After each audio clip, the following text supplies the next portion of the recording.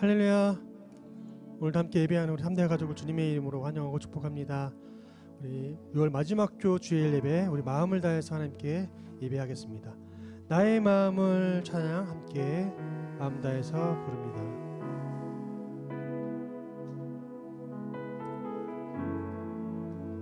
기도하는 마음으로 함께 찬양드립니다. 나의 마음을 정금과 같이.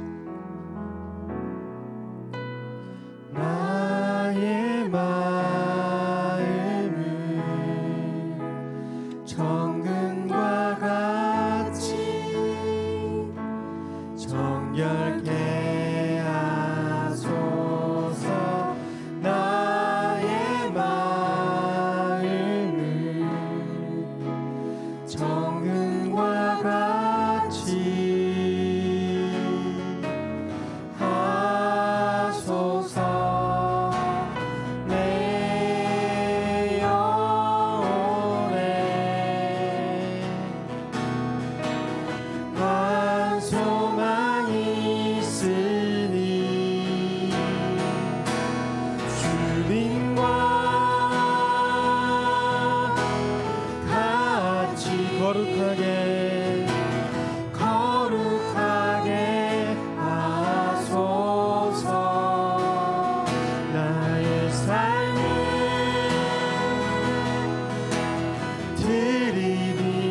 드리니 거룩하게 하소서. 주님 나를 받으소서. 한 번 더 나의 마음을 정금과 같이. 나의 마음을 정금과 같이 정결케 하소서. 나의 마음을 정금과 같이 하소서. 내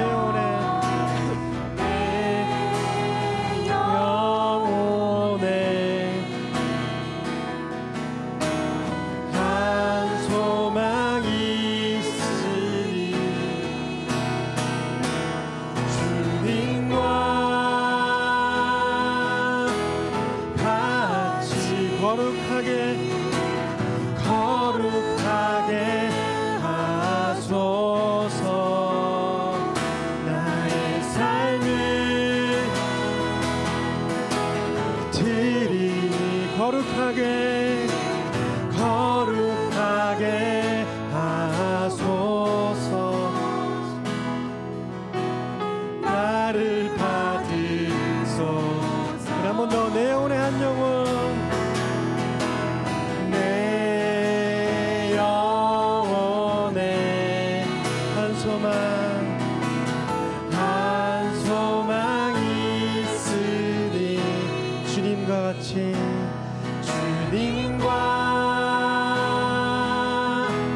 같이 거룩하게 하소서. 나의 삶을 드리니 거룩하게 하소서. 주님 나를 받으소서. 나를 받으소서. 나를 받으소서.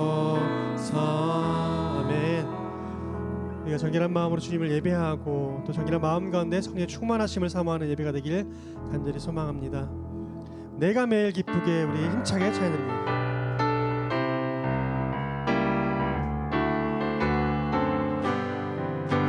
내가 매일 기쁘게 술래기네 주의 칼이 나를 안보하며 내가 주의 군복을 받는 참된 비결은 주의 영이 함께함이라. 네, 성령이 하시네. 할렐루야 함께 하시네.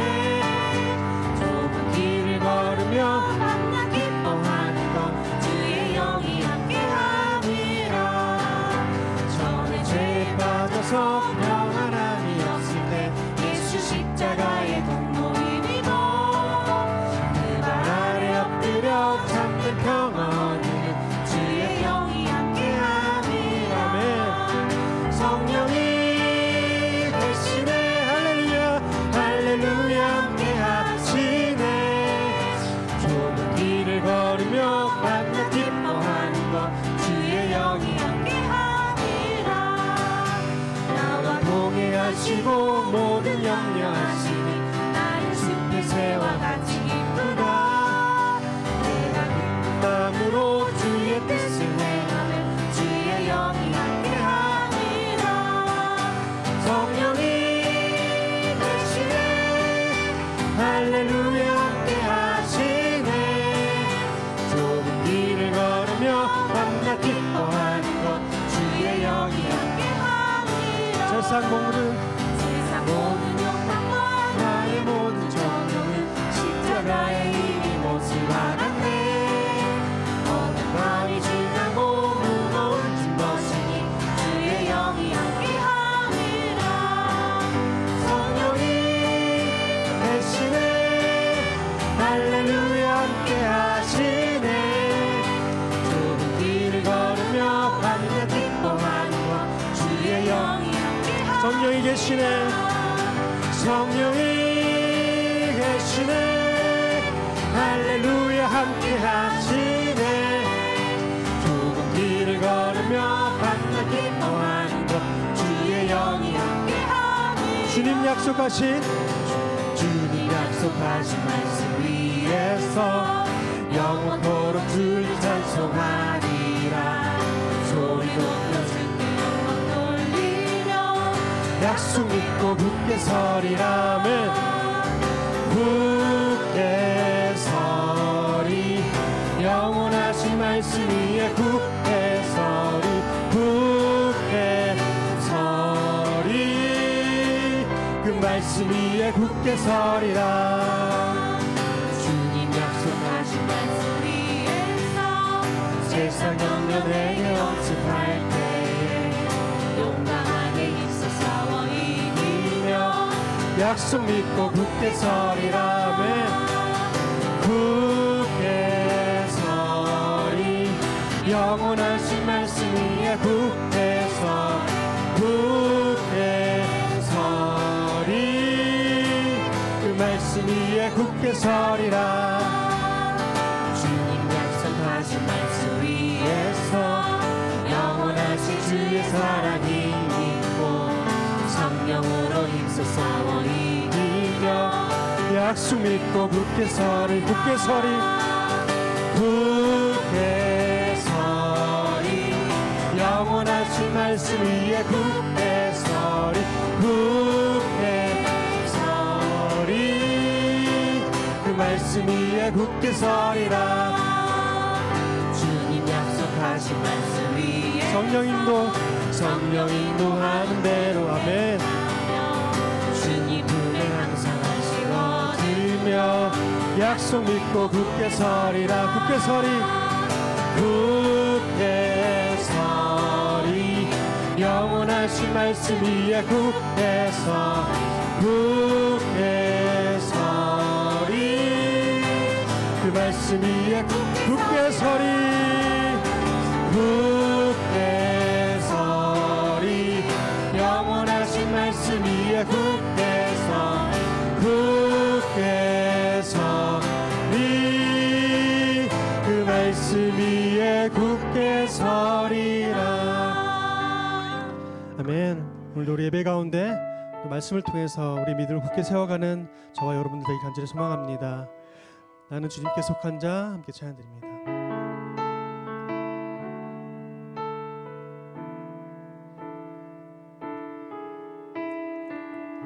이 땅에 내 삶이 비록 버겁더라도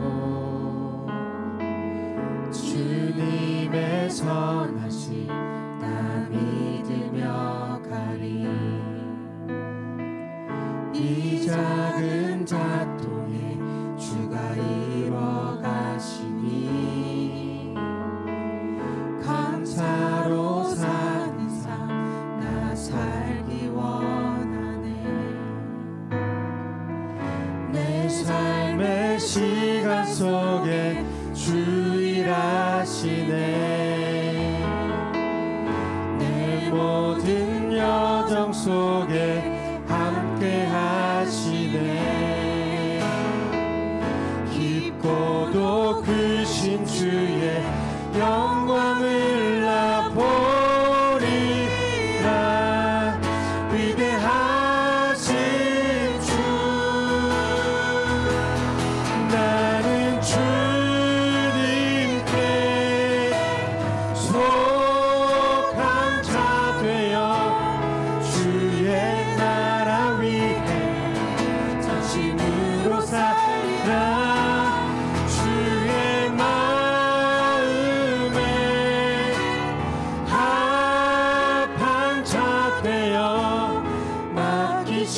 소명 이루리.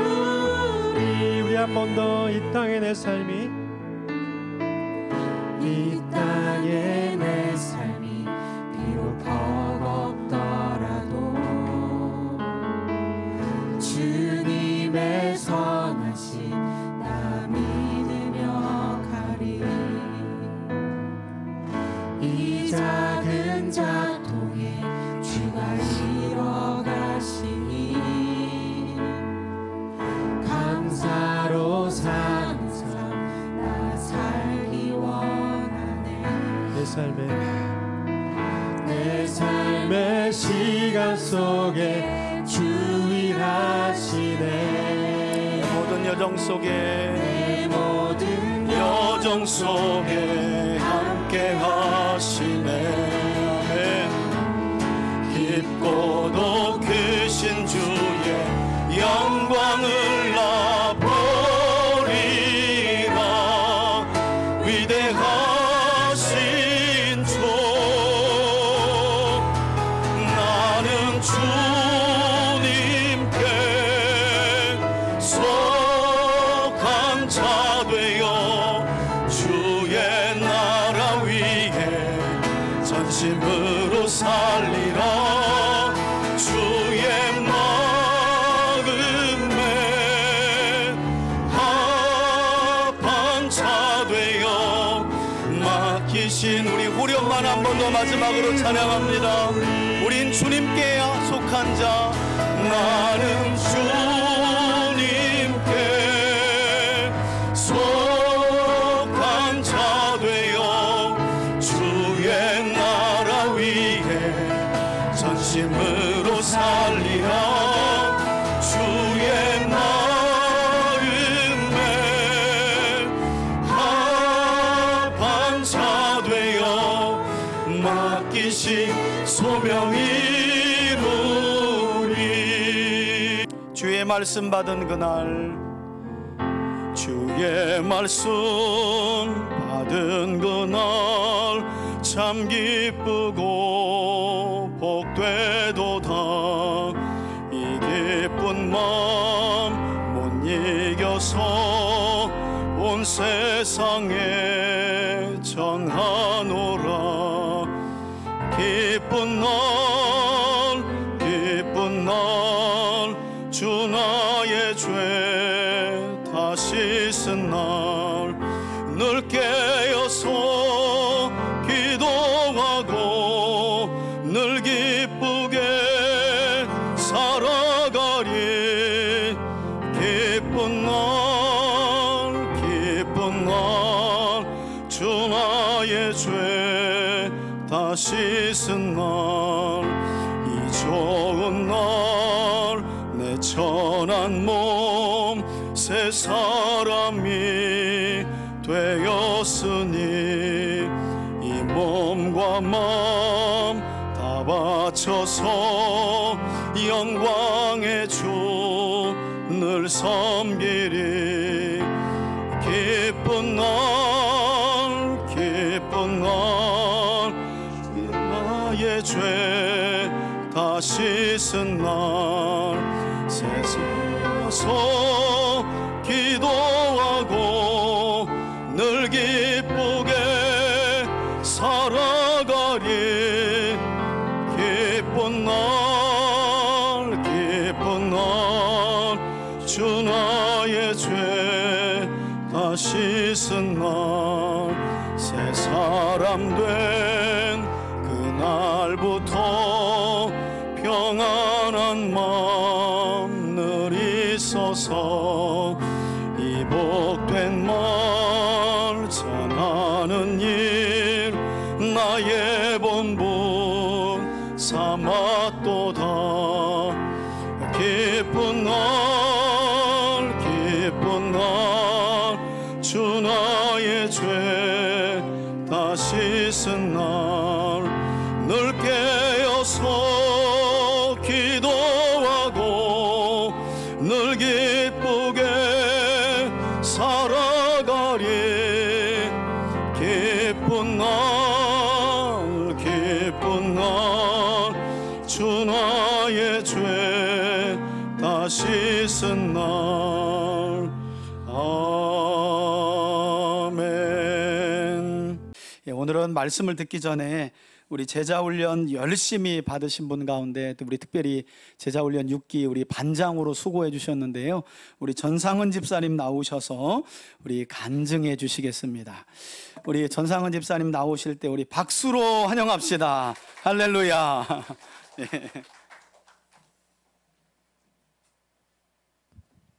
안녕하세요. 저는 이번 제자훈련 6기를 수료한 전상은 집사입니다. 저는 제자훈련이 매번 새로 시작될 때마다 아이들을 돌봐야 해서 시간이 없다고 생각했습니다. 그리고 매주 주일에 예배에 빠지지 않고 나름대로 열심히 신앙생활을 하고 있다고 생각했기 때문에 제자훈련을 신청을 하지 않고 있었습니다. 그러다가 목사님의 권유로 지난 3월부터 제자훈련을 시작했습니다. 제자훈련을 시작하면서 성경 구절 쓰기 과제를 열었는데 첫 장에 다음과 같은 구절이 있었습니다. 디모데후서 2장 15절입니다. 너는 진리의 말씀을 옳게 분별하며 부끄러울 것이 없는 일꾼으로 인정된 자로 자신을 하나님 앞에 드리기를 힘쓰라. 아멘. 저는 이 말씀 앞에서 지난날 신앙생활을 돌아보며 제 자신이 부끄러운 일꾼처럼 느껴져 부끄러워졌습니다. 왜냐하면 저는 하나님 말씀을 겸손한 마음으로 배우기를 힘써야 하는 것을 잊어버리고 제 생각과 내 마음대로 살아왔으면서도 이것이 하나님의 뜻대로 잘 살고 있다고 생각했기 때문입니다. 이렇게 저는 어렸을 때부터 오랫동안 신앙생활을 해온 것만 생각하며 제 믿음이 많이 성장했다고 착각했던 것입니다. 그런데 저에게 지난 12주 동안의 제자훈련은 신앙의 뼈대가 되는 근본적인 교리를 다질 수 있었고 또 제 신앙을 하나님의 말씀 안에서 되돌아보고 새로운 마음으로 점검하는 회복하는 귀한 시간이었습니다. 특히 제자훈련 과정 중에 하나님의 속성을 배우며 저는 하나님께서 저의 힘겨웠던 지난날도 모두 아시고 또 내일의 두려움도 세심히 아시는 전지전능하신 하나님이심을 다시 한번 깊이 깨달았습니다. 그리고 아이들을 돌보고 직장도 다니며 어느 때보다 또 바쁜 일상이었지만 전지전능하신 하나님을 온전히 의지하며 한 주 한 주 매주 부어주신 은혜에 감사할 수 있었습니다.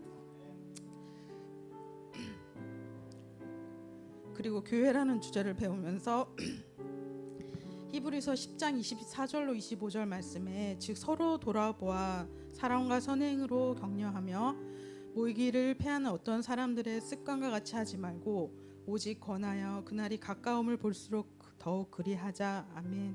이 말씀처럼 함께 예배하고 함께 말씀을 배우며 또 서로 도와주고 기도하는 것이 곧 하나님의 말씀대로 살아가는 것임을 알았고 우리 3대 교회 가족들과 함께 신앙생활을 하고 있음에 또 한 번 감사드렸습니다.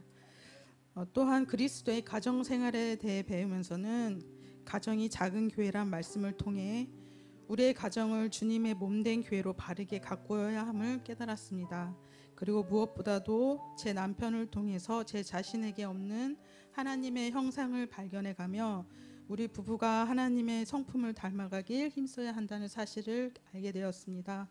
뿐만 아니라 저희 가정에 주신 자녀들이 하나님의 소유임을 깨닫고 하나님의 말씀과 하나님의 사랑으로 바르게 양육하고 사랑해야 함을 배울 수 있었습니다.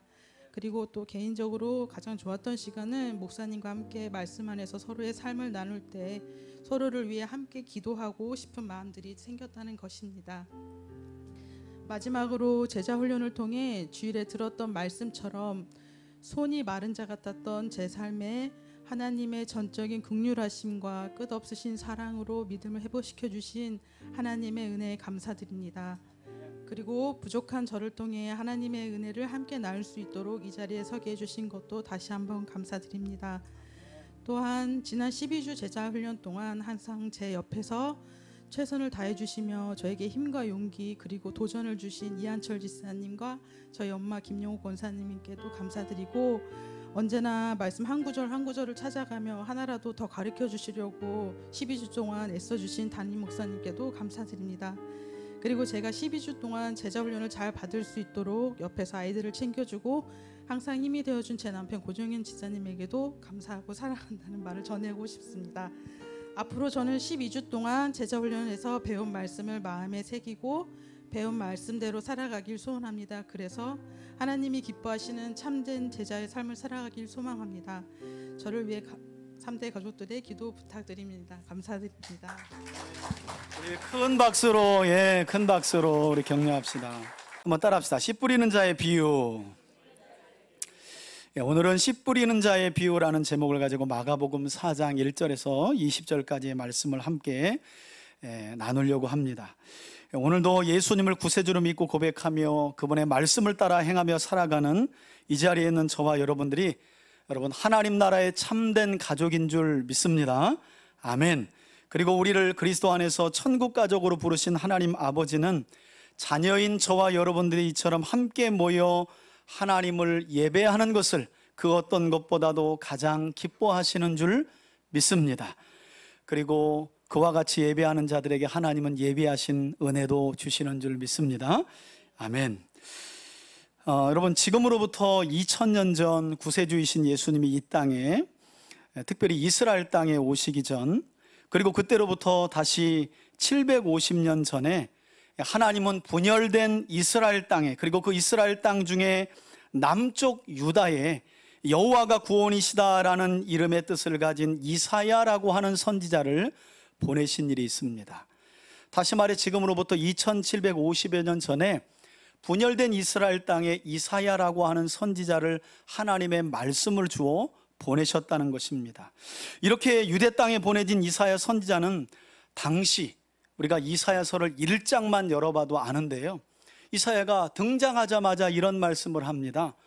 너희가 지금 하나님의 징계로 머리부터 정수리부터 발끝까지 온몸이 멍들어 있는데 얼마나 더 징계를 받아야 하나님께로 돌아오려느냐 하시면서 유다 백성들을 가리켜 아브라함 시대에 하나님의 즉결 심판으로 멸망당한 소돔과 고모라라고 하는 도시의 이름을 언급하며 너희야말로 소돔 관원이요 이 고모라의 관원이구나 라고 하시는 말씀을 전하면서 범죄한 유다 백성들을 향해 이사야 선지자는 하나님의 엄중한 심판을 선고했었습니다. 여러분, 이때 하나님은 이사야 선지자를 남유다 땅에 보내시면서 어떤 특별하고도 조금은 이상한 명령을 내리셨느냐, 우리 그 말씀을 먼저 한번 읽도록 할 텐데요, 이사야서 6장 9절에서 10절.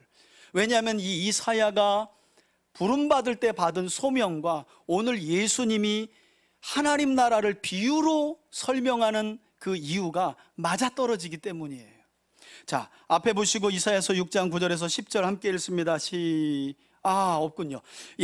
제가 드리질 못했네요. 정신이 없어가지고 PPT 가르쳐 주느냐고. 자, 이사야서 찾아봅니다. 이사야서 구약에 이사야서 6장 9절에서 10절까지의 말씀입니다. 구약 성경 이사야 선지서 가운데 가장 앞에 있죠.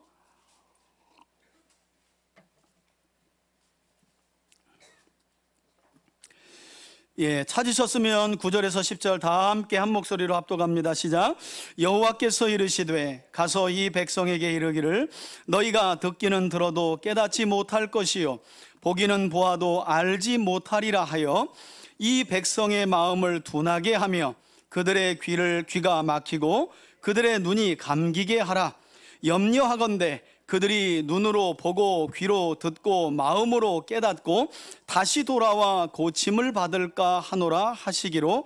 아멘. 여러분, 이처럼 이사야 선지자는 하나님이 주시는 말씀만을 전하되 악한 유다 백성들이, 그러니까 하나님의 말씀을 전하지만 그 당시 하나님의 심정 같아서는 이사야를 통해 말씀은 보내지만 악한 유다 백성들이 절대 그 말씀을 듣지도 보지도 또 깨닫지도 못하게 하라는, 그래서 제가 좀 특별하지만 이상한 소명이다. 여러분, 보통 하나님께서 선지자를 보낼 때는 범죄한 하나님의 백성들로 하여금 선지자가 전하는 말씀을 듣고 때로는 책망의 말씀, 권면과 위로의 말씀 듣고 돌이키도록 하시기 위해서 보내시거든요. 그런데 하나님께서 이사야를 보낼 때에는 어떤 소명을 주셨다고 오늘 방금 전에 말씀하냐면, 내가 너는 내 입에 말을 주어 보내지만 절대 너 내 말을 전하되 그 백성들이 깨닫지 못하게 함으로 돌아오지 못하도록 하라는 거예요. 그래서 사실은 이사야의 소명에 관한 말씀이 어렵기도 합니다. 그런데 여러분, 어려울 것 없어요. 여러분, 하나님께서 범죄한 백성들이 그냥 망하도록 두시려면 선지자를 뭐 하면 되는 거예요? 안 보내면 되는 거예요. 그런데 지금 누굴 보내요? 이사야를 보냈다는 거 아니에요. 보내면서 하시는 말씀이 너 가서 내가 전하는 말을 전하지만 백성들이 듣지도 보지도 깨닫지도 못하게 하라. 왜? 듣고 깨달아 회개하고 돌이킬까 봐 하나님이 염려가 된다는 거예요. 여러분, 이 말씀의 뉘앙스를 잘 알아야 돼요. 망하도록 하시려면 선지자를 안 보내면 돼요. 그런데 보내시면서 이 말씀을 하신다는 것은 하나님의 심정이 그 안에 녹아져 있는 거예요. 그들이 하는 행동을 보면 안 보내고 싶지만 하나님은 그들을 어린 양의 피로 구원하시고 하나님의 언약 백성 삼아주셨기 때문에 여전히 죄악의 길을 걸어가는 유다 백성들에게 이사야를 보내시면서 그 하나님의 진노의 감정과 마음을 그의 소명 안에 담아놓으신 거예요. 그러니 이 말씀의 깊은 뜻은 어쩌면 누구 하나라도 제발 이사야가 전하는 이 말씀을 보고 듣고 깨달아 돌아오라는 하나님의 마음이 이 이사야의 소명 안에 담겨져 있는 거죠. 흥미로운 사실은 하나님이 이사야 선지자에게 명령하셨던 이 특별하고도 이상한 명령을 오늘 본문에 보면 예수님은 이것을 비유라는 방식으로 말씀하셨는데요. 즉 예수님은 이사야 선지자의 예언을 직접 인용하시면서 예수님의 가르침을 듣고 보고 깨달아서 구원받게 될 사람들과 반대로 그 말씀을 듣지도 보지도 그리고 깨닫지도 못하게 하여 구원을 받지 못할 사람들로 구분하시기 위해서 예수님은 비유라는 방법을 사용하셨다고 말씀합니다. 여러분, 오늘 본문에도 예수님은 비유를 말씀하시면서 그와 같은 말씀을 하세요. 이 씨 뿌리는 자의 비유는 내가 이제 너희에게 가르쳐주는 하나님 나라의 비밀에 관한 비유를 이해하는데 아주 중요한 비유라는 거예요. 조금 과하게 말하면 씨 뿌리는 자의 비유를 알지 못하면 다른 비유 알 수 없다는 말씀이기도 해요. 그런 말씀을 하세요. 그런데 왜 예수님께서 하나님 나라의 비밀을 비유로 말씀하시는가? 이 비유라는 말이 원래 파라볼레라는 말인데요, 두 개를 가지런히 놓다라는 뜻이에요. 왜 가지런히 놓냐면 하나를 자세히 설명하기 위해서 비교되는 것을 옆에 놓고 설명한다는 거예요. 그런데 여러분, 예수님의 비유는 단순히 어떤 한 가지 사실을 더 확실하게 가르쳐 주기 위해 다른 것을 나란히 놓기만 하는 것은 아닙니다. 이 비유에는 심판의 메시지가 담겨져 있어요. 이 비유를 듣는 자들과 도무지 들어도 깨닫지 못하는 자들이 있다는 거예요. 저는 그런 점에서 오늘 이 씨 뿌리는 자의 비유가 여러분들에게 깨달아지는 은혜가 임하기를 주의 이름으로 축원해 드립니다. 여러분, 최소한 깨달아지지 않아도 돼요. 오늘 설교 듣고 모르면 한번 따라합시다. 목사님을 찾아가 물으면 된다. 이건 제 가르침이 아니라 오늘 성경에 나오는 가르침이에요. 여러분, 하나님이 택하신 사람이라고 해서 성경을 다 아는 게 아닙니다. 제가 그랬다면 지금 성경 또 볼 필요가 뭐가 있겠어요? 제가 학교 다닐 필요가 뭐가 있겠어요? 그런데 제가 지금도 교수님들에게 성경을 배우잖아요. 하나님이 택하신 사람이라고 해서 성경을 비유를 다 그냥 한 번 들으면 깨닫는 게 아니라는 거예요. 이따가도 말씀드리겠지만, 그런데 하나님이 택하신 사람들은요, 다른 게 한 게 있어요. 그게 바로 뭐냐면 모르면 찾아가 묻는 열심이 있다는 거예요. 왜냐하면 하나님이 그 마음에 하나님 나라를 주셨기 때문에 뭔가 하나님 나라에 대한 말씀을 주셨는데 모르면 갈증이 생기는 거예요. 할렐루야. 그래서 여러분, 가장 성령이 충만한 때는 말씀이 보고 싶고 아무도 아멘을 안 하네. 이 충만한 삶을 맛보질 못한 거야. 어쩌나 그래. 말씀이 알고 싶어서 갈증이 나는 거예요. 할렐루야. 왜냐하면 그런 갈증은 우리 안에 내주하고 계신 성령이 일으키기 때문이에요. 할렐루야. 그래서 여러분, 다 모를 수 있다니까요. 비유에 어떤 비유는 저도 헷갈려요. 그리고 지금도 신학자들 간에 분분한 비유가 많아요. 그럼에도 불구하고 우리 예수님은 13절 말씀과 같이 이 비유는 예수님이 하나님 나라의 비밀을 가르쳐 주시는 모든 비유들의 첫 관문이라는 거예요. 이거 모르면 안 된다고 말씀하실 정도로 이 씨 뿌리는 자의 비유가 아주 중요하다고 말씀해요. 그러니 우리가 오늘 눈여겨보고 또 관심을 가져야 되겠죠. 여러분, 오늘 본문의 말씀은 1장에서 1절에서 4장 1절에서 20절로 되어 있는데요, 아주 단순한 구조입니다.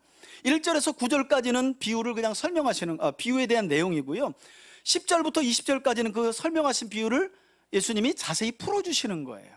그러니까 사실은 어떤 비밀이라고 말하면서 이것은 우리 교회나 단체만 아는 것이니까 너만 알아야 돼 하면 대부분 다 이단이죠. 왜냐하면 예수님은 아주 친절한 분이세요. 비유를 알려주시고 모르고 와서 모르면 아주 자세히 풀어주시는 분이거든요. 자, 그러면 이 중요한 비유를 함께 우리가 본문의 말씀을 통해 살펴보도록 하겠습니다. 1절입니다. 예수께서 다시 바닷가에서 무엇을 하셨다고요? 여러분, 가르치셨다.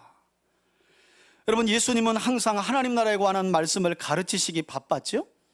1장과 2장과 3장에 이르러 항상 예수님은 하나님 나라의 복음을 가장 우선순위로 전하셨어요. 많은 자들이 질병을 고치기 위해서 예수님을 찾았고, 귀신 들린 자들이 자유함을 얻기 위해 예수님을 찾았지만, 예수님의 1번 사역은 하나님 나라의 말씀을 가르치는 일이었어요. 그걸로 바쁘셨어요. 그래서 여러분, 목사는요, 성경 연구하고 가르치는 일로 바빠야 돼요. 신방이 중요하지 않다는 게 아니에요. 신방 중요하죠. 근데 한국교회 목회자들의 큰 이 말씀으로 돌아가지 못하는 이유 중에 하나가 뭐냐면 이 신방 목회거든요. 한국교회는 그냥, 지금은 또 흐름이 많이 코로나 때문에 바뀌었지만, 제 동기가 있는데요, 대형교회에서 하루 사역이 뭐냐면 출근 도장 딱 찍으면 20곳 이상 신방하는 거예요. 20곳 이상.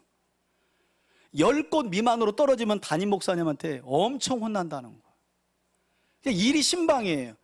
여러분, 그런 분들이 한 4, 5년 목회하고 개척한다고 해서 개척을 하면 설교가 됩니까? 밥 먹고 신방만 했는데 안 되죠. 훈련이 안 되는 거예요.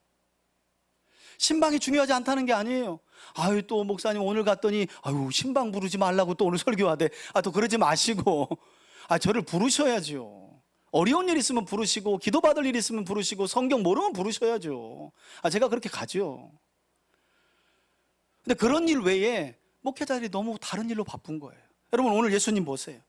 말씀을 가르치시는 일로 항상 바빴어요.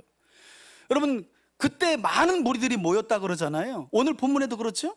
원문을 보면요, 1장에서 3장까지 큰 무리가 모였다, 많은 무리가 모였다라고 말할 때는 이 시제가 최상급이 없었어요. 그런데 4장에 딱 와서 이 씨 뿌리는 비유를 할 때 여기 보니까 큰 무리가 모였다고 하는 이 말씀이 원어를 보면 시제가 최상급이에요. 이게 역대급 무리가, 군중이 예수님께로 몰려든 거예요. 상황이 그래요. 그럼에도 불구하고 예수님은 자기 인기에 연연하지 않고 하나님 말씀을 가르치시는 일에 바빴다는 거예요. 그걸 우선순위 뒀다는 거예요. 어쩌면 교회가 가장 바빠야 될 일이 뭐예요? 하나님의 말씀을 가르치고 증거하는 거죠. 증거하는 거죠. 자, 이렇게 몰려드는 엄청나게 많은 인원들 때문에, 인파들 때문에 성경은 결국 예수님께서 바다에 떠 있는 배에 올라가셨다고 말씀하죠. 그리고 온 무리는 바닷가 육지에 있었다고 성경은 말씀하고 있어요. 여러분, 원어를 보면 이렇게 나와 있어요. 배에 올라 바다에 앉으셨다는 거예요. 이게 뭔 말이에요? 우리 표현은 의역이에요. 떠 있는 배에 올라 앉으셨다는 거죠. 원어는 배에 올라 바다에 앉으셨다고 말해요. 여러분, 이런 표현은 구약과 연관되는 표현이에요. 구약의 사람들은 바다는 리워야단이라고 하는 바다 괴물이 장악하고 있다고 믿었어요. 구약의 사람들의 세계관은 그래요. 여러분, 그래서 예수님이 애굽을 나올 때 이스라엘 백성들이 일골 고면서 뭘 갈라요? 홍해를 가르신 거예요. 바다의 신 야미나 리워야단이 바다를 다스리는 것이 아니라 여호와 그분이 온 만물의 창조주이시기 때문에 바다로 갈라 마른 땅으로 만들 수 있는 하나님이라는 거예요. 그래서 구약의 선지자들이 보면 여호와는 바다 위에 리워야단이 신이 아니라고 말하고 여호와가 창조주이시고 바다 위에 계시고 바다 위에 앉아 계신 분이라고 설명하는데, 예수님이 그 여호와의 이미지를 그대로 가지고 오신 거예요. 예수님이 누구라는 말이에요? 그렇죠, 하나님이라는 말이에요. 그래서 마가는 아주 의도적으로 배에 올라 바다에 앉으셨다, 원어는 이렇게 표현해요. 예수님이 지금 신으로, 창조주와 같은 신으로 지금 그 권위를 드러내시는 거예요. 이처럼 예수님은 몰려드는 많은 인파들 때문에 무트로부터 배에 올라가지고 일정한 거리를 두고 올라타신 배를 일종의 강단처럼 사용을 했는데요. 이 복음서를 연구하는 신약학자들에 따르면 왜 예수님이 이렇게 하셨는가? 여러분, 이 갈릴리 바다 주변 이 무트는요, 언덕처럼 돼 있다고 그래요. 저도 가봐야 되는데 성지순례 가고 싶네 또. 이게 무처럼 돼 있어가지고요, 이 무트로 또 배를 띄우고 예수님이 말씀하시면 또 바다가, 이 바람이 바다로부터 이렇게 무트로, 근데 이 무치 이렇게 비스듬한 언덕이 돼가지고 일종의 원형 경기장처럼 되어 있다는 거예요. 그러니까 예수님이 말씀하시면 자연스럽게 바다에서 흐르는 바람 때문에 소리가 타고 사람들에게 더 잘 전달된 거예요. 하나님 나라의 비밀을 예수님은 이처럼 가르치시기 위해서 갈릴리 호수의 천혜 자연을 성능 좋은 마이크로 사용하신 거죠. 그러니까 뭘 하든 주님은 말씀 가르치시는데 이처럼 뛰어나신 분인 거예요.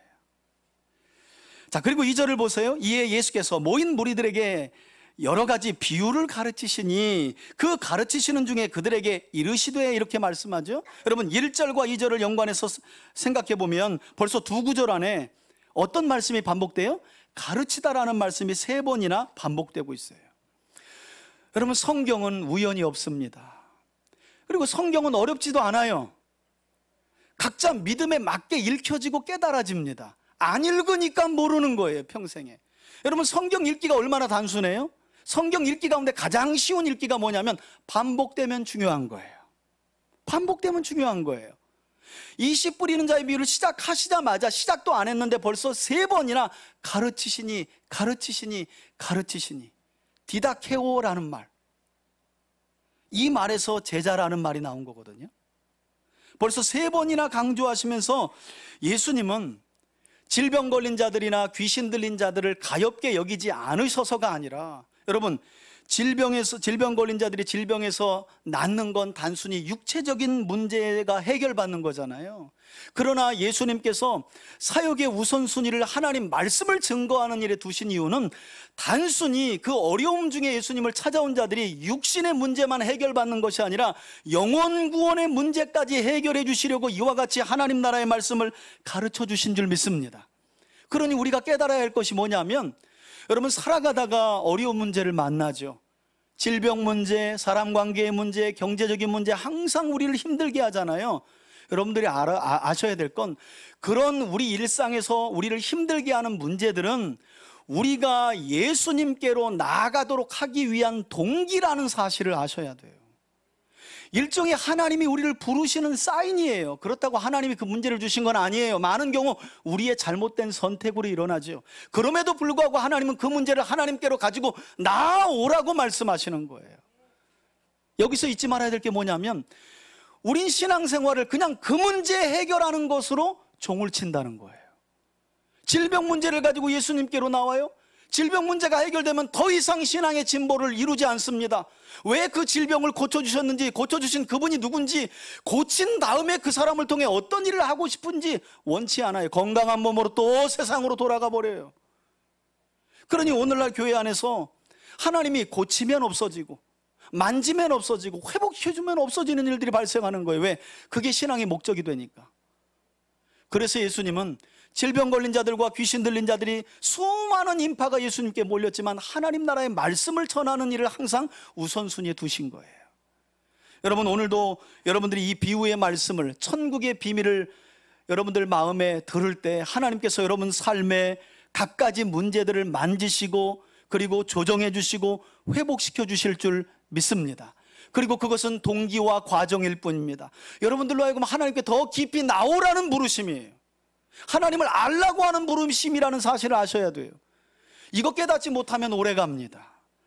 하나 고치면 또 옵니다. 이게 우리 인생이에요. 왜냐하면 구약의 이스라엘 역사가 그 사실을 우리에게 가르쳐주고 있기 때문이에요. 자, 3절을 보시면 드디어 예수님의 비유가 시작되죠. 그리고 이 비유를 시작하시면서 예수님은 가장 먼저 뭐라고 말씀하시는가 따라해 봅시다. 들으라. 여러분, 어디서 들은 말 같지 않아요? 예, 맞아요. 우리 교회의 성도들은 역시 다르네요. 여러분 신명기 6장 4절을 보면 모세가 가나안 땅을 코앞에 두고 마지막 유언과도 같은 말씀을 남기면서 쉐마 이스라엘 그러죠. 들으라 이스라엘아 그래. 이게 모세의 유언이었어요. 마치 예수님의 이 비유 시작에 외친 이 말씀은 모세의 유언을 연상케 해요. 그런데 아셔야 될 건 여기서 들으라는 말씀은 단순히 물리적인 귀를 가지고 들으라는 말씀이 아니에요. 헬라어를 보면 이 말씀을 듣고 자신의 마음을 살피고 성찰한 뒤에 그 말씀을 따라 살아라라는 의미가 이 안에 담겨져 있어요. 여러분 제가 쉐마에 관한 말씀도 알려드렸잖아요. 쉐마라는 히브리어는 우리말로 두 가지로 번역을 해요. 하나는 순종이라는 말, 하나는 듣다라는 말로 번역돼요. 다 히브리어는 쉐마예요. 그래서 어디는 순종이라고 번역해놨고 어디는 듣다라고 번역해놨어요. 그런데 이 단어가 참 의미가 비밀이에요.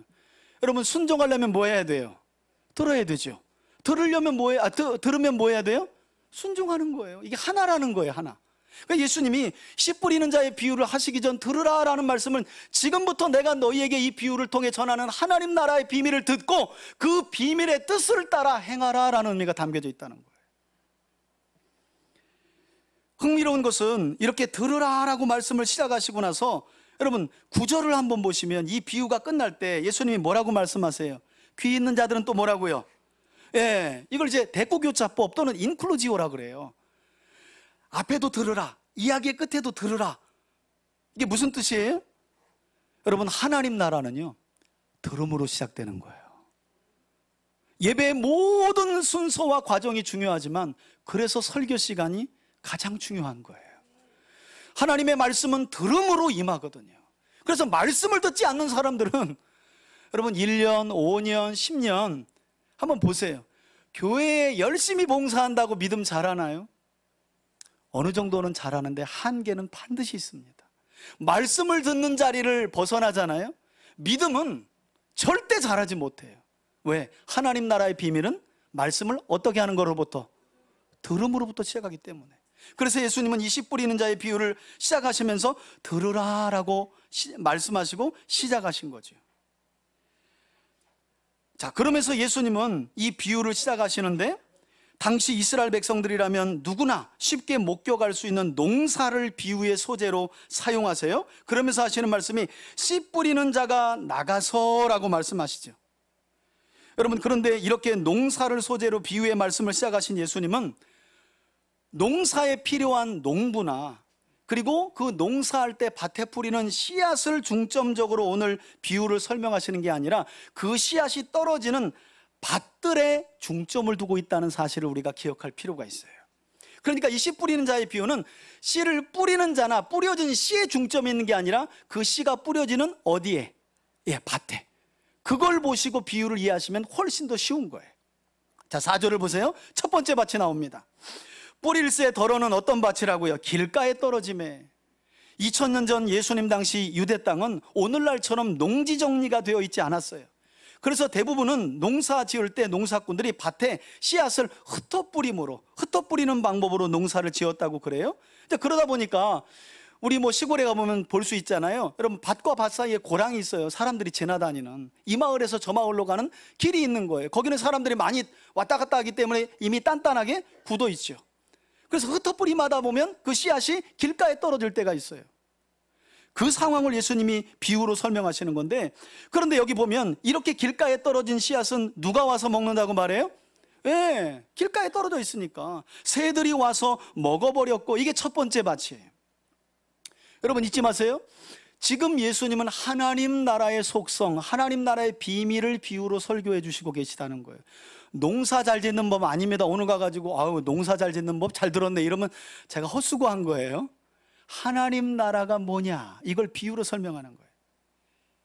농사꽃이 씨앗을 뿌리는데 첫 번째 밭, 길가밭, 새가 금방 와서 먹어버리는. 자, 두 번째 밭이 나오죠. 5절입니다. 덜어는 흙이 얇은 돌밭에 떨어짐에. 돌밭이다 보니까 흙이 얇겠죠. 그래서 흙이 깊지 아니하므로 싹이 나오나 해가 돋은 후에 뿌리를 깊이 내리지 못하므로 그 싹이 타서 뿌리가 없으므로 어떻게 말라버린 두 번째 돌밭이 있다고 말해요. 여러분 이런 밭들은 예수님 당시에 유대 땅에서 흔히 볼 수 있는 밭들입니다. 세 번째 맛 또 설명하시죠. 덜어는 어디에 떨어진다고요? 가시떨기에 떨어짐에 가시가 자라 싹이 자라지 못하게 기운을 막음으로 결실하지 못하였고 그래요.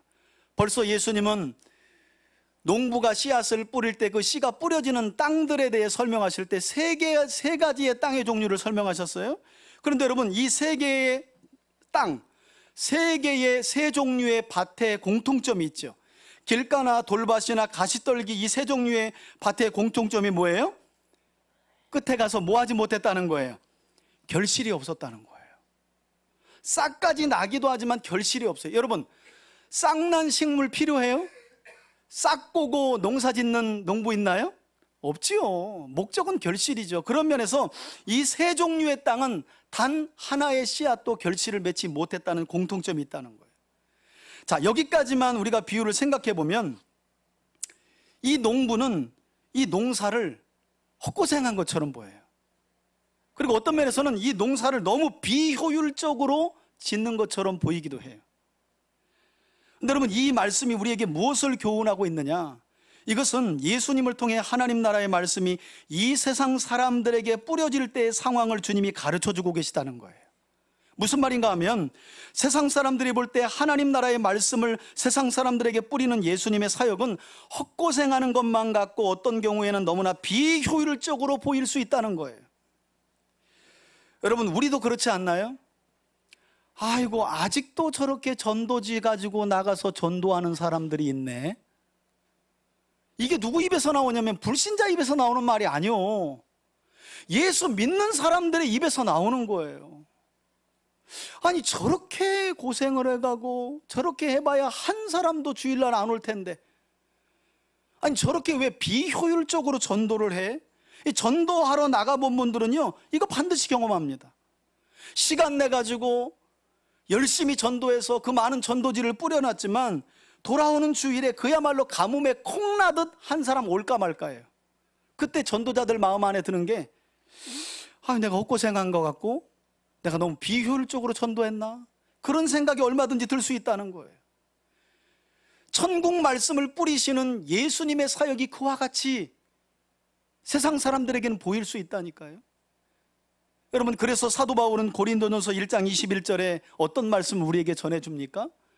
하나님은 전도에 미련한 것으로 믿는 자들을 구원하시기를 기뻐하셨느니라. 할렐루야. 여러분, 지금도 하나님은 어떤 방법으로 믿는 자들을 구원하신다고요? 전도. 복음을 전하는.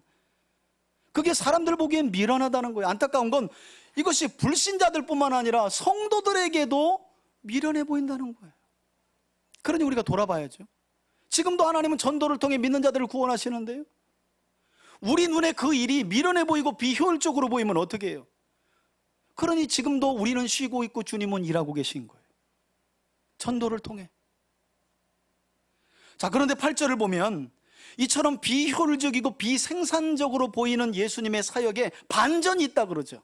이게 바로 하나님 나라의 속성인데요, 네 번째 종류의 밭이 그 반전을 설명해 줍니다. 8절 보세요. 덜어는 좋은 땅에 떨어짐에 자라 무성하게 결실하였으니 30배, 60배, 100배가 되었느니라 하시고, 마지막 인클루지오로 또 이르시되 들을 귀 있는 자는 들으라 하시니라. 이처럼 하나님의 나라는 구세주 예수님을 믿어 그 마음이 좋은 땅으로 새롭게 변화된 성도들을 통해 30배, 60배, 100배의 결실을 100배까지 결실하게 되는 반전이 숨겨져 있다는 거예요. 여러분, 제가 목회 초기에 한 3, 4년인가요? 고구마 농사를 지었잖아요. 그래서 우리 교인들하고 가기도 했는데, 고구마 농사를 지을 때 제가 뭐 농사를 지어봤어야죠. 근데 한 3고랑 이렇게 져요. 3고랑 져가지고 줄기를 심는 거잖아요. 한 줄기 한 줄기. 내가 한참 후에 심고 가서 얼마나 낙심했는지요. 3고랑 심으면 한 고랑은 다 말라 죽는 거예요, 줄기가. 고구마는 거의 그렇더라고요.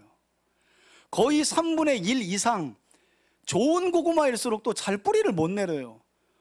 아니, 바쁜 목회 중에 그 고구마 줄거리를 심고 개고생을 했는데, 따져보니까 숫자를 세보니까 거의 한 고랑 정도가 다 말라 비틀어 죽은 거예요. 그래서 힘들어가지고 내년부터는 하지 말아야 되겠다. 근데 이런 생각이 확 바뀌는 일이 발생하는 거예요. 제가 가을이 되어가지고요, 이제 말라 비틀어진 거 빼고 남은 것들을 이제 줄거리에 내려오면 고랑에서 올리고 그 일을 했거든요.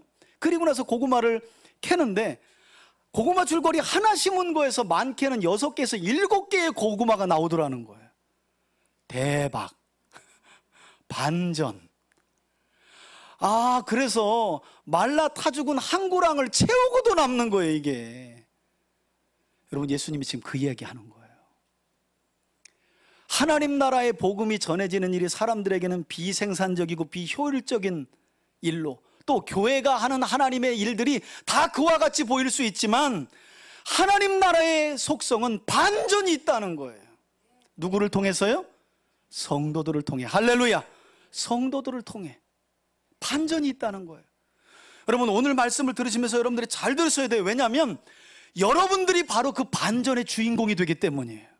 하나님은 저와 여러분들을 그 반전의 주인공으로 부르시고 세우셨기 때문인 줄 믿습니다. 오늘 이야기가 바로 그 이야기예요.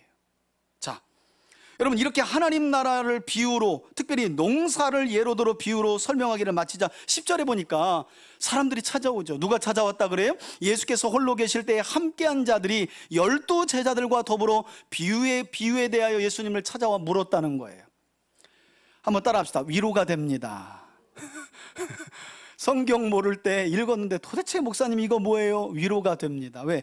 12 제자들도 못 알아먹고 찾아왔다는 거 아니겠어요? 그러니까 여러분, 우리가 얼마나 위로가 돼요. 아니, 이것들이 사람인가? 아니, 예수님 곁에서 예수님이 친히 하시는 말씀을 들은 그들도 이 씨 뿌리는 자의 비유를 몰라가지고 12 제자에는 속하지 않았지만 핵심 멤버에 속하는 함께한 사람들과 찾아와서 물었다는 거예요. 왜? 깨닫지 못했으니까.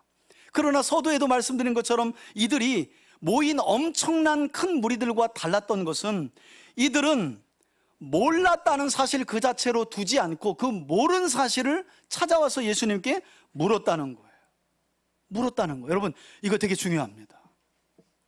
왜냐하면 예수를 구주로 믿고 성령을 받은 사람들은 반드시 생수와 같은 진리의 말씀에 대한 목마름이 당연히 있기 때문이에요. 그리고 절대 말씀을 흘려듣지 않고요, 깨닫지 못한 말씀을 어떻게 해서든지 알고 싶은 거예요. 저는 건축 공부를 하다가 전도를 받고 교회를 다니게 되어서 주변에 또 이단들이 왜 이렇게 많은 거예요. 그런데 제 말 들어보면 여호와 증인 다음 주부터 가야 될 것 같고, 제 말 들으면 하나님의 교회 안상원 거기를 또 가야 될 것 같고, 이게 마음이 흔들리는 거예요. 그래서 도립도서관을 찾아가가지고 이단에 관한 책을 이만큼 빌린 거예요, 건축학도가. 그래서 그걸 보기 시작한 거예요. 너무 깊이 봐서 조직이 여기까지 왔어요. 그때 조금만 봤어야 되는데 너무 많이 보고 깊이 봤어. 이 조직이 이렇게 깊이 들어올 줄 알았나 제가. 아무튼 그때는요, 잠이 안 오는 거예요. 그리고 어떤 날은 복음서를 읽는데, 이런 참 특별한 경험도 해요. 복음서를 제가 읽는데 귀에 예수님이 복음서를 읽어주는 것 같은 경험을 해요. 제가 너무 신기한 거예요.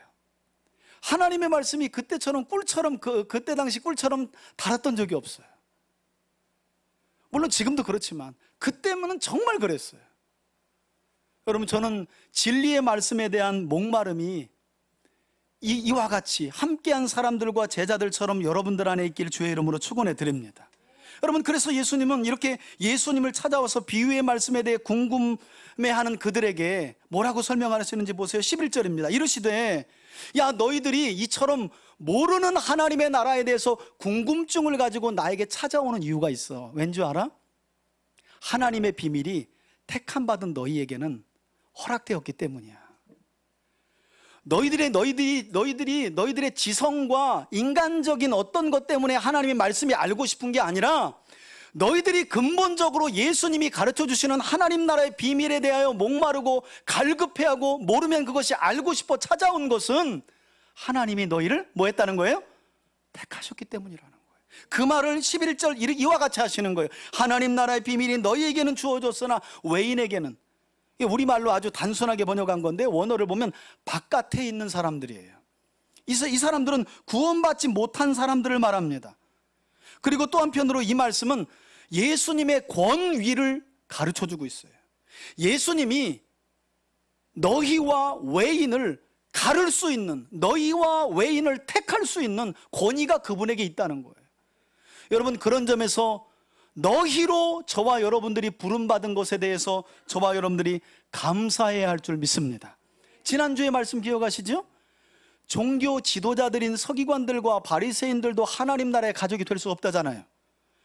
심지어는 마리아의 뱃속에서 예수님과 한 뱃속에서 나온 혈육도 하나님 나라의 가족이 될 수 없다잖아요. 저와 여러분들은 뭘 그렇게 잘해서 하나님 나라의 가족이 됐나요? 아무것도 없어요. 주님이 우리를 사랑하셨기 때문인 줄 믿습니다. 하나님이 우리를 사랑하신 거예요. 내가 남들보다 똑똑하고 내가 남들보다 좀 선행을 많이 베풀고 배려심이 많아서 아닙니다, 여러분. 주님이 우리를 사랑하신 거예요. 그래서 천국 가족으로 우리를 부르신 거예요. 외인 되게 두지 아니하시고 너희로 내인 되게 하신 거예요. 얼마나 감사해요. 자, 그러면서 예수님은 서두에 제가 말씀드렸던 것처럼 자신이 하나님 나라의 비밀을 설명하실 때 왜 이 비유를 들어 설명하셨는지 12절을 보니까 이사야 선지자의 예언을 인용하시면서 설명하시는데 12절 보세요. 이는, 비유를 설명하시기 전에 왜 비유로 내가 너희에게 전한 줄 알아? 이는 그들로 보기에는 보아도 알지 못하며 듣기에는 들어도 깨닫지 못하게 하여 돌이켜 죄사함을 얻지 못하게 하려 함이라. 여러분, 앞뒤 문맥을 이어서 연결해 보면 이들은 예수님이 드러내는 하나님 나라의 일을 귀신이 하는 일이라고 모독했던 자들인 바리새인들과 서기관들을 말해요. 그들은 비유를 통해 하나님 나라에 들어오지 못하도록 예수님이 이 비유를 사용하신다는 거예요. 예수님은 이처럼 자신이 비유를 들어 하나님 나라를 설명하신 이유에 대해 750년 전 이사야 선지자가 그랬던 것처럼 이는 하나님이 택하신 너희와 그렇지 아니한 외인을 구별하시기 위함이라고 말씀하고 계시다는 거예요. 그리고 이어서 13절에 뭐라고 말씀하십니까? 또 이르시되 너희가 이 비유를 알진대 어떻게 모든 비유를 알겠느냐? 말씀드린 것처럼 이 비유는 모든 비유를 푸는 열쇠라는 거예요. 이거 알아야 된다는 거예요. 그리고 이 말씀을 하신 뒤에 예수님은 자신을 찾아와 질문하는 이 함께한 자들과 제자들에게 비유를 풀어 설명해 주시죠.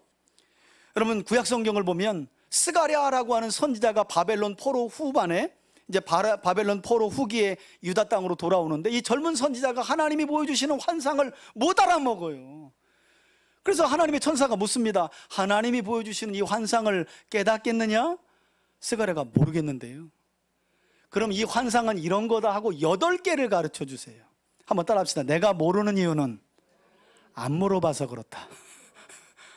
여러분, 정답 아니에요? 우리가 성경을 모르는 이유는 아유 목사님 나는 그거 모르겠어요. 그거 무슨 말이라고요? 내가 그거 물어본 일이 한 번도 없다는 거예요. 근데 그렇게 안 물어보는 걸 이제는 습관처럼 여기고 아주 떳떳하게 여겨. 여러분, 잘 들으세요. 하나님 나라의 비밀이 주어진 자는 그렇게 살지 못해요. 끊임없이 하나님 나라를 추구하게 되어 있고요, 하나님 나라의 비밀을 알고 싶어 하고요, 목말라 하고요, 엄청난 갈증에 시달려요. 왜냐하면 내주하시는 성령이 그와 같이 역사하시기 때문이에요. 자, 설명을 해주시죠. 14절 보세요. 뿌리는 자는 말씀을 뿌리는 것이라 하고 아예 이제 씨앗이 곧 뭐라고요? 말씀이라는 거죠. 여기 나와 있지 않지만 뿌리는 자는 누구를 그러면 뜻할까요? 예수님이죠, 예수님. 그죠? 이 본문에 보면 농부는 예수님이고 농부가 뿌리는 씨앗은 말씀이라는 거예요. 그런데 여러분, 동일한 사건을 기록하고 있는 마태복음을 보면 마태는 더 자세하게 기록했어요. 이건 천국 말씀이다. 다시 말해서 농부이신 예수님이 세상 사람들의 마음에 뿌리는 천국 말씀은 곧 하나님의 말씀이라는 의미가 되죠. 그런데 이 말씀이 가장 먼저 어떤 밭에 떨어졌다고 아까 설명하셨죠? 길가죠, 길가. 여러분 여기 보세요. 15절 말씀이 길가에 뿌려졌다는 것은 이들을 가리킴이니, 이 길가가 이들이라는 거예요. 그러면 길가는 사람을 말해요.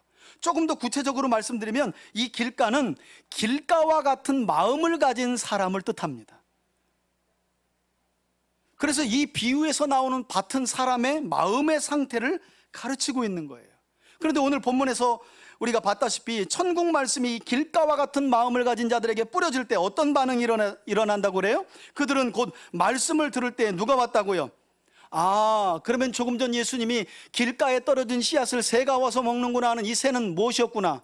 사탄을 말하는 것이었구나. 너무 쉽잖아요. 어렵지 않잖아요. 이거 뭐 또 신학교 가야 돼요? 그럴 필요 없잖아요. 너무 단순하잖아요. 그걸 안 읽어서 몰라요? 안 물어봐서 모르는 거 아니에요. 즉시 와서 길가와 같은 마음의 밭을 가진 그들에게 뿌려진 천국 말씀을 빼앗는 것이라고 말씀해요. 그러니까 세상 사람들에게는 네 가지 종류의 마음의 밭이 있는데, 첫째, 어떤 밭이 있다? 길가와 같은 밭. 그런 사람들은 누가 와서 금방 말씀을 가져간다고요? 사탄이 와서 금방 잡아간다는, 말씀을 가져간다는 거예요. 자, 두 번째 16절입니다. 또 이와 같이 돌밭에 뿌려졌다는 것은 이들을 가리키면, 역시 돌밭도 사람을 가리켜요. 역시 돌밭도 사람의 마음 상태를 가리킨다는 거예요. 그런데 이들은 말씀을 들을 때 즉시 기쁨으로 받지만, 안타깝게도 17절에 보니까 그 속에 뿌리가 없어서 잠깐은 견디다가 그들은 말씀으로 인하여 환난이나 박해가 일어날 때에는 곧 어떻게 해요? 다 집어던지고 넘어지는 자라는 거예요. 사실 한때 예수님의 제자들이 바로 이런 마음의 밭을 가지고 있었죠. 그래서 예수님께서 붙들려 십자가를 지시고 저주의 십자가를 지실 때 예수님 곁에 남아있는 제자들이 아무도 없었어요. 왜? 예수님뿐만 아니라 예수를 따르는 자들도 전부 다 잡아 죽이려고 했거든요. 예수님 믿는 것 때문에, 그분의 말씀을 따라 살아가는 것 때문에 환난과 박해가 오자 신앙을 집어던진 거예요. 예수님의 제자들이 그와 같았다는 거죠. 그랬던 제자들이 사도행전 2장에서 오순절에 성령을 충만하게 받고서는 환난 박해 더 이상 두려워하지 않습니다. 그리고 초대교회 성도들의 기도도 바뀌어요. 어떻게 바뀌어요? 사도들이 복음을 전하며 환난과 핍박을 당하지만 담대하게 목숨 내걸고 복음을 전하게 하옵소서, 이렇게 바뀌죠. 오순절에 임한 성령을 받고 마음의 밭이 완전히 180도 기경이 돼버린 거예요. 그들은 인간적인 생각으로 예수를 잘 따라가서 예수가 로마 총독과 군인들을 다 제압하고 이스라엘을 독립시키면 한 자리 얻으려고 쫓아간 거거든요. 예수님 공생애에 함께했던 제자들의 마음은 이런 돌밭과 같은 마음이었어요.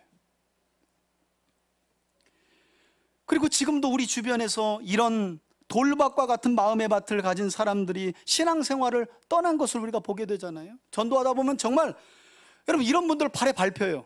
아이고, 신앙생활 나도 다 해봤어요. 근데 뭐 그거 한다고 그거 해결되고 그런 거 아니더라고. 그리고 다 떠나죠. 그러니까 그분들의 신앙생활의 목적은 뭐예요? 개인의 문제 해결이죠. 개인의 문제 해결. 그 문제를 해결해 주시는 하나님이 누구신지에 대한 목적을 두지 않은 거예요. 그러니 과정에서 탈락한 거죠. 결과론적으로 보면 애초부터 하나님이 부른 사람이 아니라는 거예요. 자, 그리고 18절에 보니까 세 번째 밭의 비유도 풀어주시죠. 또 어떤 이는 가시떨기와 같은 마음에 뿌려진 자니 이들은 말씀을 듣기는 하되, 그러니까 가시떨기도 이들이에요. 사람의 마음의 상태를 말하는 거예요. 이들은 세상의 염려와 재물의 유혹과 기타 욕심이 들어와 들은 말씀을 막아 결실을 하지 못하게 하는 자요, 이렇게 말씀해요. 여러분, 마가복음 4장 이후에 10장에 가보면 22절에 한 부자 청년이 예수님을 찾아오는 내용이 기록되어 있거든요.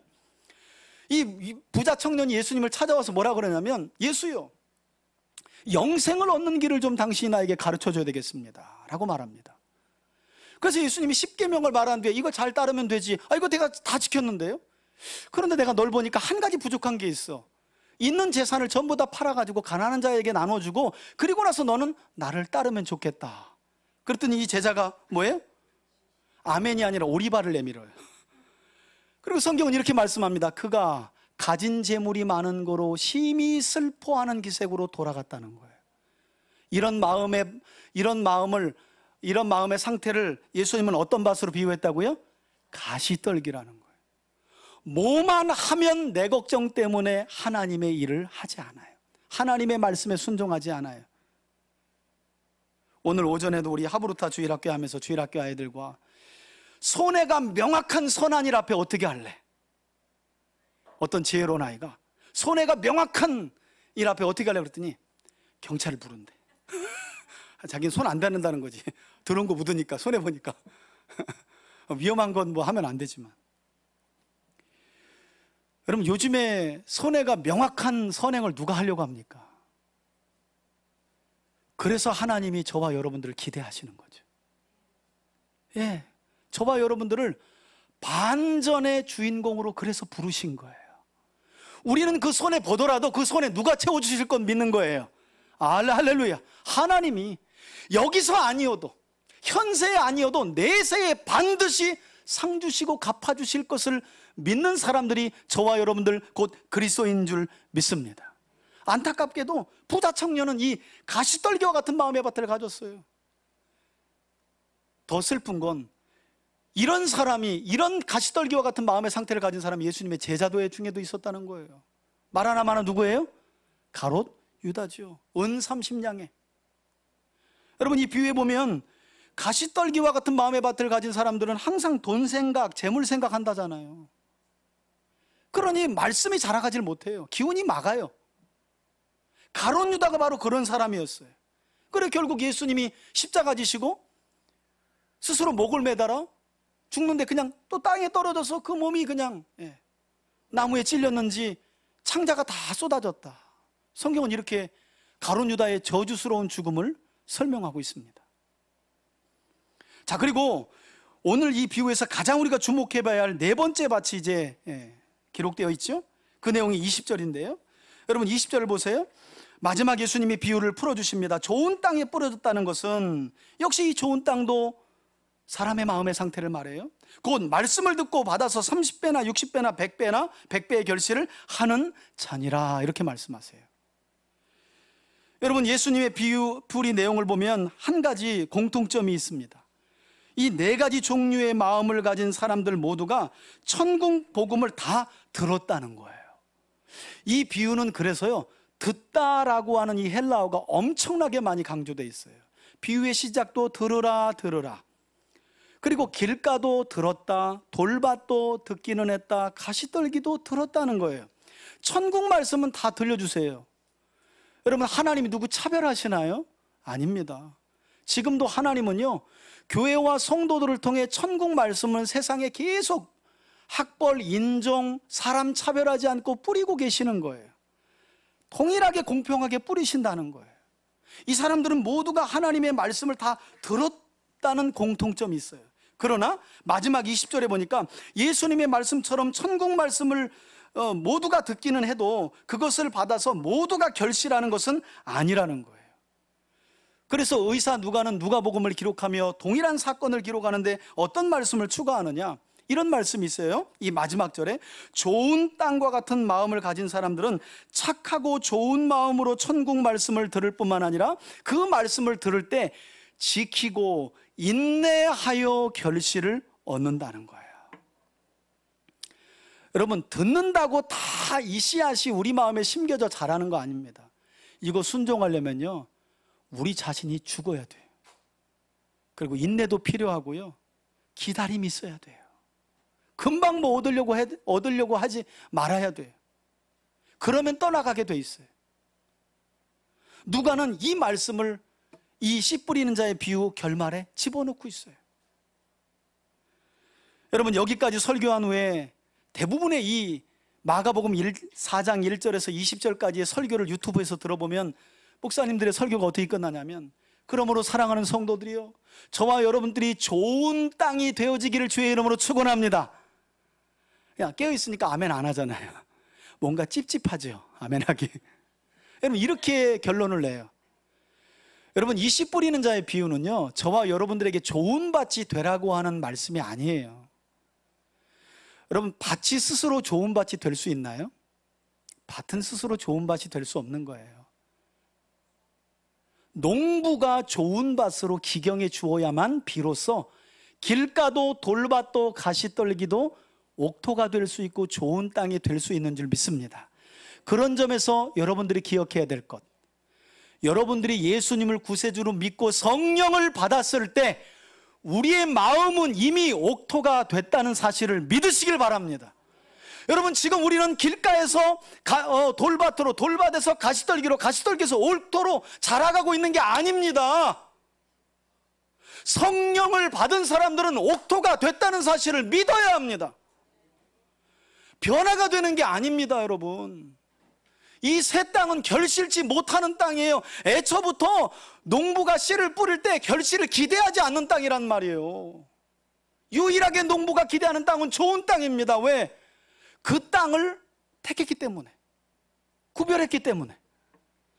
그러니 저와 여러분들은 좋은 땅이 되도록 노력할 필요가 없어요. 예수를 구세주로 믿고 성령을 받은 사람은 이미 그 마음이 길가에서 좋은 땅으로, 돌밭에서 좋은 땅으로, 가시떨기밭의 마음의 상태에서 좋은 땅이 된 줄 믿습니다. 어떤 분들은 그걸 못 믿어 일생을 신앙생활을 씨름해요. 목사님, 저는 아직은 가시떨기 수준에 머물러 있대. 여러분, 우리가 예수를 믿으면 길가에서, 돌밭에서 가시떨기로 변화되는 게 아닙니다. 돌밭 같은 우리 마음이 옥토가 되는 거예요. 하나님이 그렇게 우리를 만지시는 거예요. 단단한 우리의 마음을 기경시켜 주시는 거예요. 여기는 우리의 노력이 필요하지 않은 거예요. 그분이 행하시는 거예요.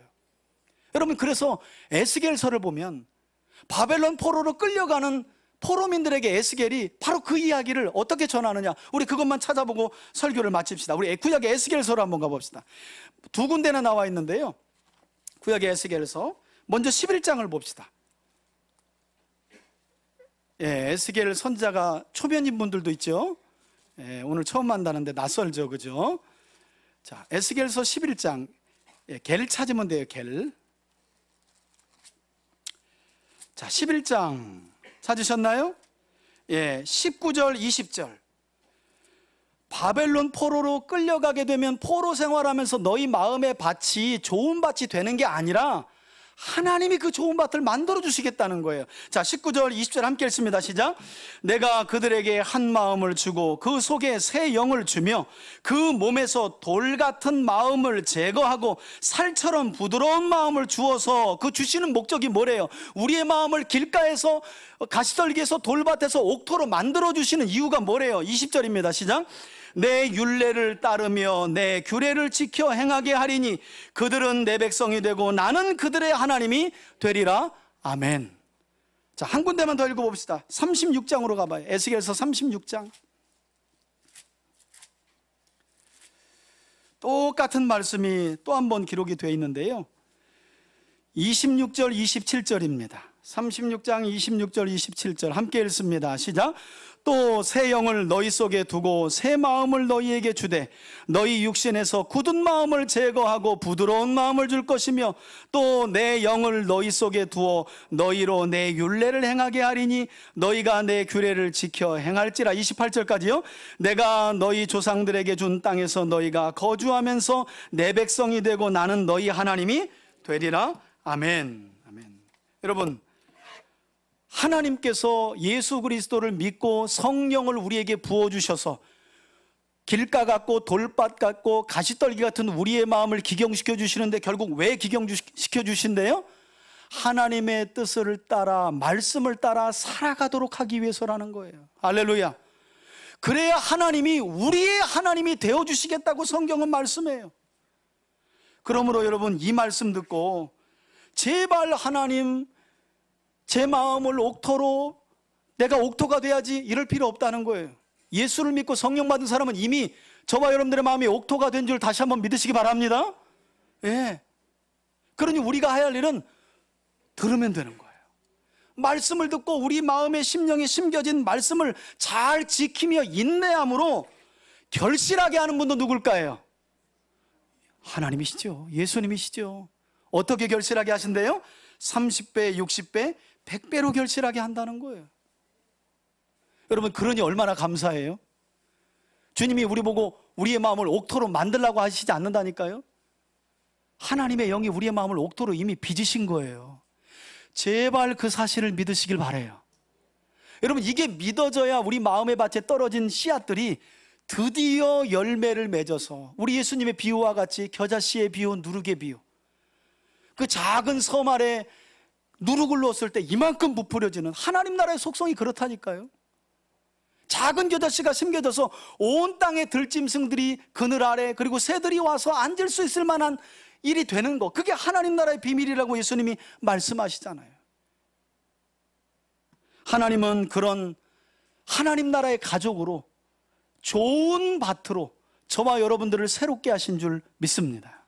바라기는 지금도 겨자씨와 같고 말씀드린 것처럼 누룩과 같아서 뿌려지는 천국의 말씀이 땅에 떨어져 세상 사람들의 눈에는 소진되는 것처럼 보여도, 그럼에도 불구하고 예수님께 속한 좋은 땅의 마음을 가진 예수님은 이 좋은 땅의 마음을 가진 자들로 하여금 그 말씀을 듣게 하시고 또 인내함으로 지키게 하심으로 풍성한 결실을 거두게 하시는 하나님과 하나님의 나라라는 사실을 저와 여러분들이 기억하면서 한번 따라합시다. 마지막으로 반전의 주인공으로 우리를 부르셨습니다. 여러분, 아이고 저 집사님은 저렇게 신앙생활 오래 했는데 아직도 길가 같아, 돌밭 같아, 아이고 참 아직도 가시떨기 같아. 여러분, 그렇게 이제 판단하지 마세요.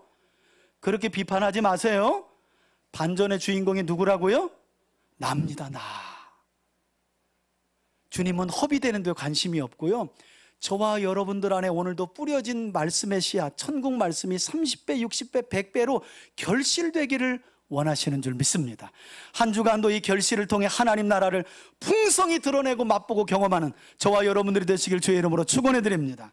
아멘. 이제는 우리 주 예수 그리스도의 은혜와 하나님 아버지의 사랑과 성령의 교통하심이, 구세주 예수님을 믿어 성령을 받은 자들은 이미 그 마음이 옥토가 되었다는 사실을 기억하고, 그 옥토에 지금도 여전히, 아니 앞으로도 천국 말씀을 쉼없이 뿌려주시며 30배, 60배, 100배의 결실을 거두어 하나님 나라를 드러내기를 소원하는 하나님이 계시다는 사실을 믿음으로 확신하며 나아가는 우리 성도들 머리머리 위에, 저들의 가정과 기업 위에, 자녀들 위에, 그리고 우리 교회 위에 이제로부터 영원토록 함께 계실지어다. 아멘.